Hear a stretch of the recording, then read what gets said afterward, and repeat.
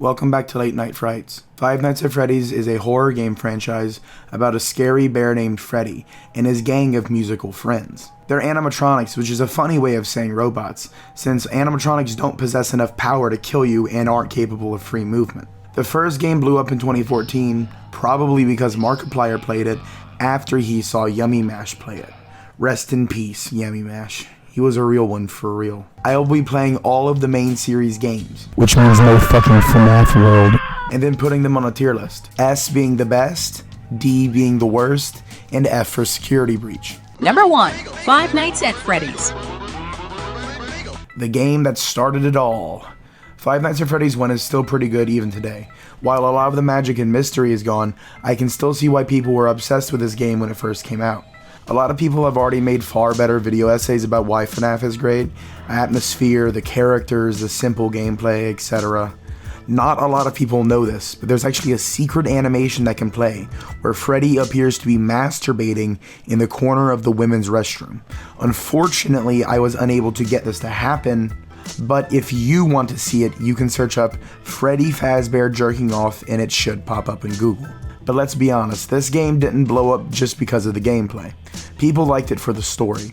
The biggest mystery at the time was who did the bite of 87. The main suspect is obviously going to be the guy who's out of commission with a broken jaw. According to a game theory, however, it was actually a FNAF 2 character, which is a perfect segue. Five Nights at Freddy's 1 gets S tier. Number 2, Five Nights at Freddy's 2. I don't know what people think about FNAF 2. I'm sure like all the other games, people are gonna try to suck its balls and worship it unconditionally because they are sheep, but I was never a huge fan. You can tell immediately that the game is way more fast-paced.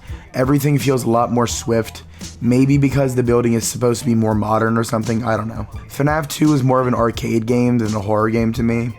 You had to micromanage tons of shit, like the music box, checking the hallways, the vents. Then you put on the Freddy head, you flash the animatronics, not like that, not like that. Plus shit gets way too intense too fast. On night 2 alone, I had to deal with all of these sons of bitches. Also, there is a secret black Bonnie that can show up in your office rarely, along with a black Freddy who can appear in parts and services. Scary stuff. This game is the first game to have mini-games in it. The mini-games add a lot more to the story, and it's when the purple guy shows up for the first time.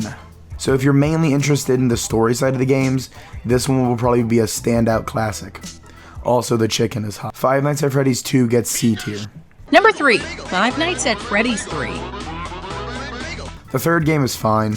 It's better than FNAF 2, but still has some things I don't like about it, like the phantom animatronics. They don't kill you, but they still jump scare you. After a while, you get used to the constant jump scare beratement, and so when you actually get jump scared by Springtrap, it's a lot less powerful. Also, Springtrap is a lot harder to control.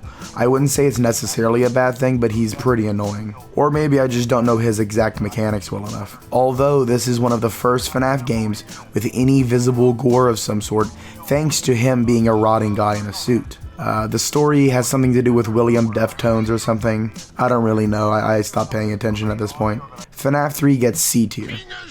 Number 4, Five Nights at Freddy's 4. I hate FNAF 4. Not because it's bad, but because it's still one of the scariest FNAF games to me. You have to listen for breathing at the doors, which means you also have to turn the game up. The anxiety that builds up while playing this game will make even the biggest of boys use their poop sack. You don't all wear a poop sack? As for the story, this was supposed to be the final chapter. Obviously, Scott was lying through his teeth when he named it that, but I can't say I blame him. Plus, if he had ended it there, we wouldn't have gotten the best FNAF game in the franchise. FNAF World! FNAF 4 gets A tier. Number 5, Sister Location. Sister Location is as good as it gets in FNAF. Instead of sitting in one spot, you get to run around a facility doing different tasks. It takes a whole different direction when it comes to gameplay. It's also pretty scary. Here, try not to get scared.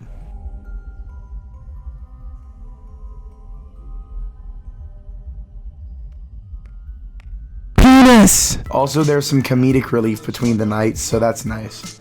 The whole game also just seems higher budget, with different voice actors, better visuals, epic memes that get old really fast. Welcome, Eggs Benedict. At this point, I got a lot less interested in the story.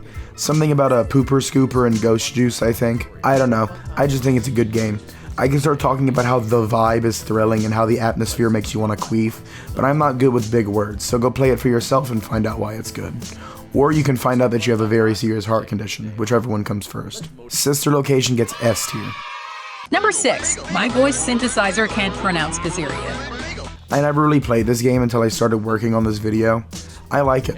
It's definitely different. You get to build up a restaurant and buy different stuff for it to earn money, and then at night you sit in an office and do tasks. There's also the salvage minigame, which has you interview animatronics, I guess. Man, Conan really fell off. Touch my nipple, bitch. Depending on the outcome, you either make some serious Skrilla off of salvaging it, or you throw it away and make no money. Or it kills you and you make no money, and it's going to try to kill you at night. This game is fun. It's not super duper scary, but the gameplay makes up for it in my opinion. This could also serve as the real last game story-wise, because at the end the guy I can't remember the name of burns the building down with you and him in it, as well as all the haunted animatronics. This supposedly sets their souls free, as well as killing Jimothy Adams, the blue guy, and sending him to HE double hockey sticks. Pizza Simulator gets an A. Number 7, Help Wanted VR. I don't own Help Wanted on Steam, I own it on Oculus, so you're just gonna have to watch some old footage from back when I played it on the channel. Help Wanted is a novelty for sure.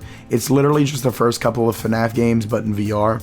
There are also a bunch of other game modes such as vent repair and performing maintenance on the animatronics. There's collectibles you can get, a main Easter egg that you can do, and a DLC that costs money, so I never played it. Scariness depends on how invested and immersed you get while playing VR, so for me it's like a solid meh to a light oh no. Now I started pretending that every game after Pizzeria Simulator isn't really canon, but in the story I think Bill Wafton is a computer virus now. All in all, it's a very fun game to play every now and then, or think about playing every now and then. Honestly, if VR was less of a pain in the ass in general, I probably would give this an A, but unfortunately the steaming hot brick on my face that's stealing all of my personal information won't allow that. And my bank account told me I'm not allowed to spend $1,000 on an overpriced, not as steaming hot brick. Help Wanted gets B tier. Number 8, Security Breach. This game sucks poop out of my ass. It's like Chuck E. Cheese. I'm sure when you're a kid it's amazing, but once you graduate preschool and start to notice all the dead rats that have been trampled like roadkill on the carpet and all the fresh cockroaches on the pizza, it's not so great anymore. The developers must have spent a real long weekend making this one. Oh, but don't worry guys, of course they're going to make DLC. What boggles my mind is that this game has very positive reviews.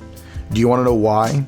Because the 10-year-olds who bought this game with their mom's credit card without asking played a whole hour of the game and then left a positive review that basically just says, this game is really good if you don't mind the fact that it's really bad. $40 for an unfinished pile of shit?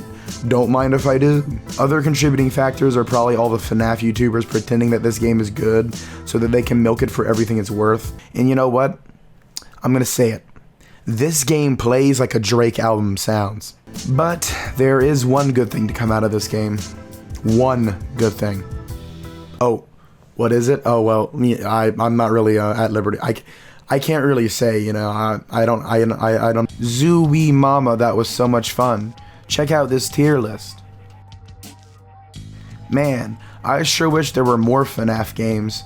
Oh, what's that? There are more FNAF games and some of them are really high quality and well made. Oh, and they're free, you say? Well, I would have never guessed. Perhaps I'll have to make a second video about those games instead. Okay, see you in part 2.